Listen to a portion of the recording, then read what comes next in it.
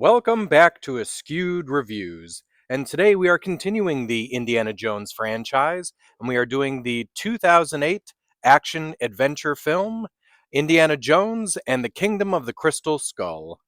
Here is your trivia question for today. What was the original title of this film called? The answer will be at the end of this video. Our story starts in 1957 in Nevada, and we run back into an old friend who has aged a bit, Indiana Jones. So, Indy and apparently an old friend of his named Mac are brought to a secret location owned by the government. This is also about the time that we meet our main villain, Irina Spalko, played by Kate Blanchett.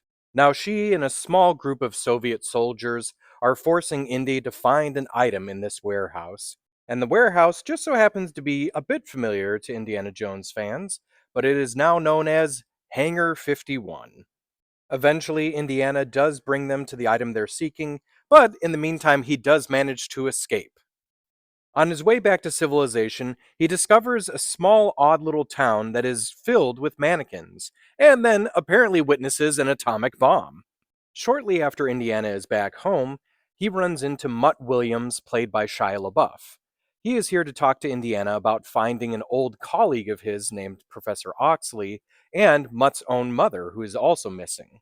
The two of them head off to Peru, and after doing some searching in a temple, end up finding the Crystal Skull. Unfortunately, around this time, Irina and her soldiers show up, and they do manage to capture Indy and Mutt, and then gain possession of the Crystal Skull. On a brighter note, they are reunited with Professor Oxley, played by John Hurt, and Marion Ravenwood, played by Karen Allen. It's also at this time that Indy ends up finding out that indeed Mutt is his son that he apparently had with Marion. So our group of heroes has to figure out how to get away from the Soviets, and they do so in an amphibious car chase. And after traveling down a few waterfalls, they find an entrance to a lost city. And of course, the native tribe to this area is chasing after them. So is it going to be Team Indy that ends up saving the day, or will Irina and the Soviets be able to complete their plan? This film would mark the last time that Steven Spielberg and George Lucas would work on an Indiana Jones film together. Due to how many years it had been, Harrison Ford was very close to not coming back.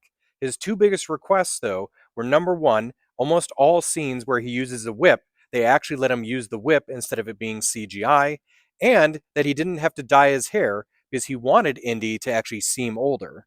Kate Blanchett, who is new to the Indiana Jones series, comes in as Irina Spalko for this film.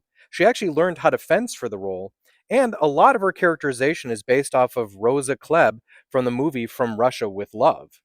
Here's a funny little story involving Kate Blanchett. Apparently, the first time she and Harrison Ford actually met was on set.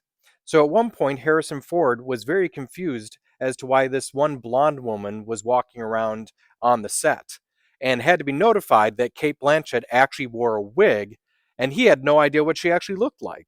Also, there were other possibilities of who was going to play the character of Irina. Other actresses up for the role were Natalie Portman, Scarlett Johansson, Gemma Arterton, and Michelle Yeoh. When it comes to Karen Allen coming back as Marion Ravenwood, apparently not only was it a surprise to the audience, but also to her, as the character was written into the script, but they didn't actually reach out to Allen until they started filming. Luckily, Spielberg was able to talk her into coming back. The character of Mutt Williams, portrayed by Shia LaBeouf, was introduced in this film, and both the actor and the character did not get a warm reception from the fans. The really unfortunate part is that LaBeouf actually put a lot of time and effort into the role. He watched all three previous Indiana Jones films, and then watched The Wild One, Rebel Without a Cause, and Blackboard Jungle to try to prepare for the role. Now here's where the name Mutt Williams comes from. Mutt is a joke on the fact that Indiana was named after a dog, and Williams actually comes from John Williams, the composer that has done the music for all of the Indiana Jones films. There was apparently supposed to be a lot of cameos at the end of the movie in the wedding scene. Apparently, Henry Jones Sr., Sala, Willie Scott, and Short Round were all supposed to appear, but unfortunately, all of the actors declined. Did you happen to recognize Neil Flynn in this movie? He plays a government agent named Smith, but at one point there was actual talks of calling the character Jan Itor, as a nod to the Scrubs television series.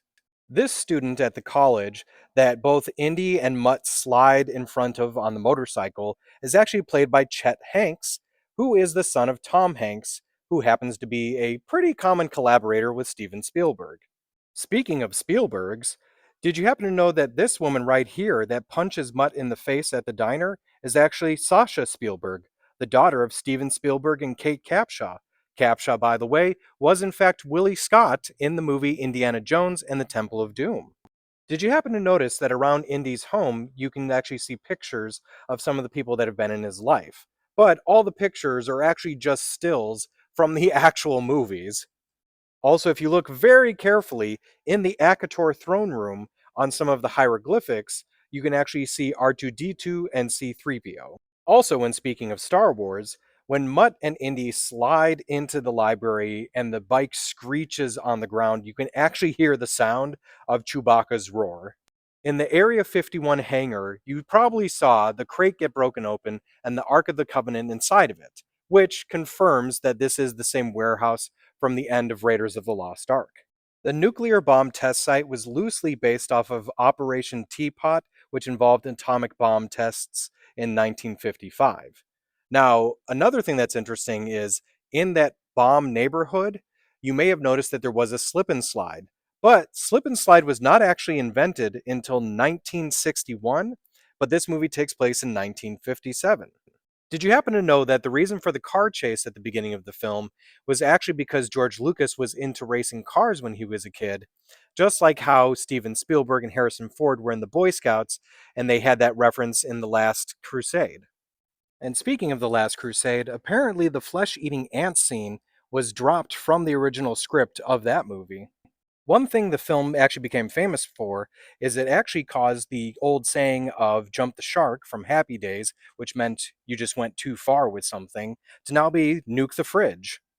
Harrison Ford's last time appearing as Indiana Jones before this film was not actually The Last Crusade in 1989. In fact, he showed up on the television series Young Indiana Jones in an episode called The Mystery of the Blues in 1993, which takes place 7 years before this movie. In fact, George Lucas started developing the story for this after shooting that episode.